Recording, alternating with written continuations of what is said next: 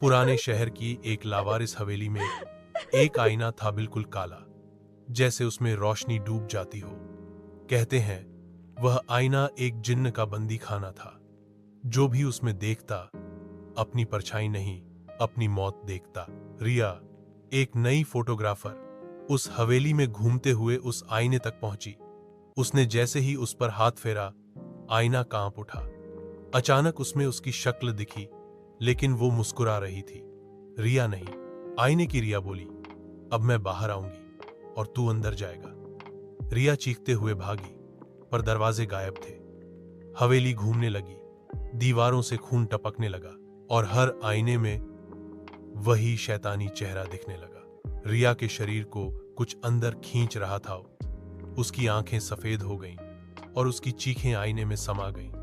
अगले दिन वही आईना एक आर्ट गैलरी में बेच दिया गया। अब हर रात जब कोई उस आईने में देखता है, वो चेहरा बदल जाता है, लेकिन मुस्कान वही रहती है। कहते हैं आईना अब इंसानों को नहीं दिखाता, उनकी आत्माओं को कैद करता है। अगली बार तुम जब आईने में देखो, सोच लेना कहीं वो रिया न हो जो तुम्हें भीतर खींच रही हो।